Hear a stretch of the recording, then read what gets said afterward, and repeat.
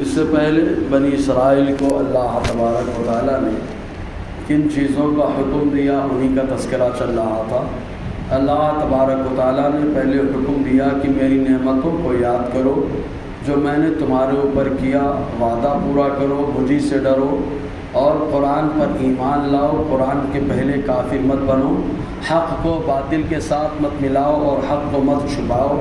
اب اس کے بعد اللہ تبارک و تعالیٰ نے ان کو عبادت کا جو حکم عطا فرمایا اس کا تذکرہ ہے۔ اللہ تعالیٰ فرماتا ہے وَأَقِیمُوا الصَّلَاةَ، اور نماز قائم کرو۔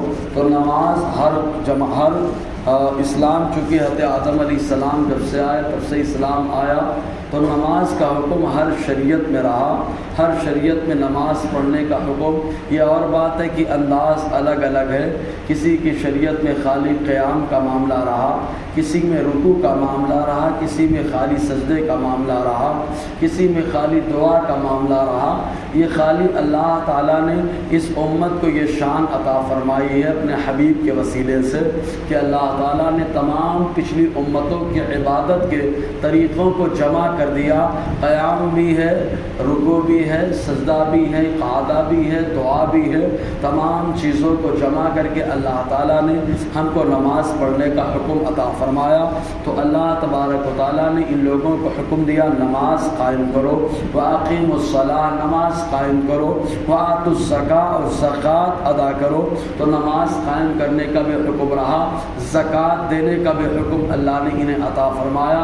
یہ زکوٰۃ کا ہی معاملہ تھا کہ بنی اسرائیل میں حضرت موسیٰ علیہ السلام کی خالہ کا لڑکا تھا قارون، جس کے پاس بڑا مال و دولت۔ چنانچہ حضرت موسیٰ علیہ السلام نے حکم دیا کہ اتنے اتنے فیصد زکوٰۃ نکالنی پڑے گی۔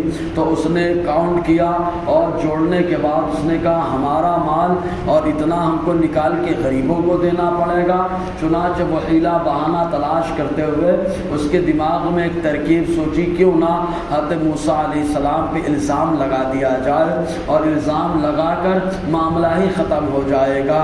چنانچہ اس نے ایک خاتون کو تیار کیا اور کہا کہ میں تم کو بڑی دولت سے نوازوں گا، حالانکہ زکوٰۃ نکالتا تو اضافہ ہوتا، لیکن برائی کے لیے پیسہ نکل رہا ہے، زکوٰۃ کے نام پہ نہیں نکل رہا۔ یہی حال آج کے دور میں بھی آپ غور کریں، بہت ساری چیزوں کے لیے ہمارے پاس پیسہ ہوتا ہے۔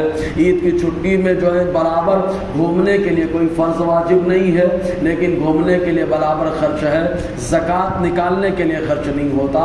عید کی تیاری کرنے کے لیے ہمارے پاس روزہ چھوڑنے کی طاقت تو ہوتی ہے، حالانکہ عید کی تیاری یہ کوئی فرض واجب نہیں ہے، اس کے باوجود ہم لوگ خالی عید کی تیاری کے نام پر روزہ چھوڑ دیتے، یہ عقل مندی کی نشانی نہیں ہے۔ بہرکیف تو اس نے الزام لگانے کا ارادہ کر لیا اور اس عورت کو تیار کیا۔ حضرت موسیٰ علیہ السلام عید کے دن خطبہ دے رہے تھے، آپ اپنی قوم کو مسائل سمجھا رہے تھے۔ اسی دوران قارون کھڑا ہوا اور کہتا ہے موسیٰ یہ بتاؤ اگر کوئی شخص ایسا کر لے تو کیا حکم ہے؟ حضرت موسیٰ نے بتایا، پوچھتے لے کر کے معاملہ آیا، اگر کوئی کمارا زنا کر لے، بدکاری کر لے تو کیا حکم ہوگا؟ حضرت موسیٰ علیہ السلام نے فرمایا اس کو 100 کوڑے لگائے جائیں گے۔ اس نے کہا اگر کوئی شادی شدہ کر لیتا، آپ نے فرمایا اسے پتھر مار کر کے ختم کر دیا جائے گا۔ اتنے میں قارون بول اٹھتا ہے اپنی زبان سے، اگر یہ معاملہ آپ کے ساتھ ہو جائے۔ حضرت موسیٰ علیہ السلام جلال میں آ گئے، ارشاد فرمایا کیا حفاظ بک رہا ہے؟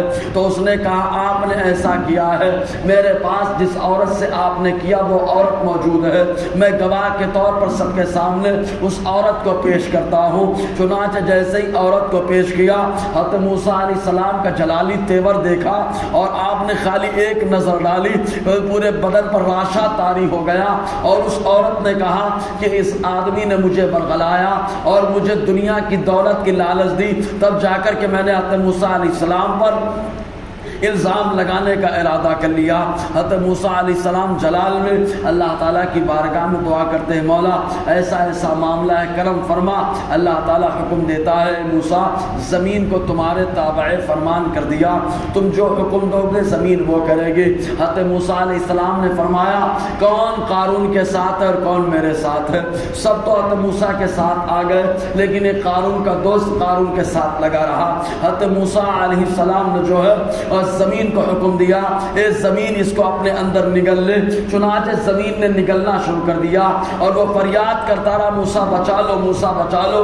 حضرت موسیٰ علیہ السلام نے جو ہے زمین کو حکم دیا، زمین نے نگل لیا۔ اس طریقے سے معاملہ ہوا۔ تو بتانا مقصد یہ کہ نماز بھی پچھلی قوموں میں رہی اور نماز کے ساتھ ساتھ زکوٰۃ کا معاملہ بھی پچھلی قوموں میں رہا۔ اللہ تعالیٰ فرماتا ہے وَأَقِیمُوا الصَّلَاةَ، اور نماز قائم کرو، وَآتُوا الزَّکَاةَ، زکوٰۃ ادا کرو، وَارْکَعُوا مَعَ الرَّاکِعِینَ، اور رکوع کرنے والوں کے ساتھ رکوع کرو، یعنی جماعت سے نماز پڑھو۔ حضرت عمر فاروق رضی اللہ تعالیٰ عنہ کے تعلق سے آیا، چنانچہ آپ اپنے باغ میں تشریف لے گئے اور اپنے باغ کو دیکھ کر کے واپس آئے تو کیا دیکھتے ہیں، مسجد نبوی میں نماز عصر ادا کی جا چکی تھی، آپ کی نماز جماعت چھوٹ گئی تھی۔ وہ جماعت جس کا حکم آقا نے فرمایا اگر کوئی تنہا پڑھے تو ایک نماز کا ایک ثواب، اور جماعت سے پڑھے تو ایک روایت میں 25 گنا، ایک روایت میں 27 گنا، ایک روایت میں 28 گنا زیادہ ثواب ہے۔ حضور نے فرمایا تو حضرت عمر آئے، نماز ہو گئی تو آپ نے لوگوں کے سامنے آنکھوں میں آنسو بھر کر کے ارشاد فرمایا اے لوگوں گواہ ہو جاؤ، اس باغ کی وجہ سے میری جماعت چھوٹی ہے، اب اس کا کفارہ یہی ہے کہ میں اب یہ اپنا باغ اللہ کی راہ میں جو ہے خرچ کرتا ہوں۔ چنانچہ آپ نے اٹھا کر اس پورے باغ کو صدقہ کر دیا۔ میں بتانا مقصد یہ ہے کہ نماز کا اہتمام آقا علیہ السلام اور صحابہ کرام نے بڑا زبردست کیا، اور ساتھ میں جماعت کا اہتمام۔ حضور کے دور میں اگر کوئی جماعت چھوڑتا تھا تو اس کو منافق تصور کیا جاتا تھا، کیونکہ اس زمانے میں 2 ہی جماعتیں تھیں، یا تو مخلص صحابہ کی اور یا منافقین کی۔ تو صحابہ فوراً جماعت کے لیے حاضر ہے، لیکن منافقین نماز میں کاہلی کرتے، اور حتیٰ کہ قرآن خود کہتا ہے قاموا کسالی، نماز کے لیے جب یہ کھڑے ہوتے ہیں تو بڑے سست انداز میں کھڑے ہوتے ہیں۔ اللہ تعالیٰ فرماتا ہے نماز قائم کرو، زکوٰۃ دو، وارکعوا مع الراکعین، اور رکوع کرنے والوں کے ساتھ رکوع کرو انشاءاللہ۔ اور آگے گفتگو رہے گی۔ اللہ تعالیٰ ہم سب کو فیضان قرآن، برکات قرآن سے مالا مال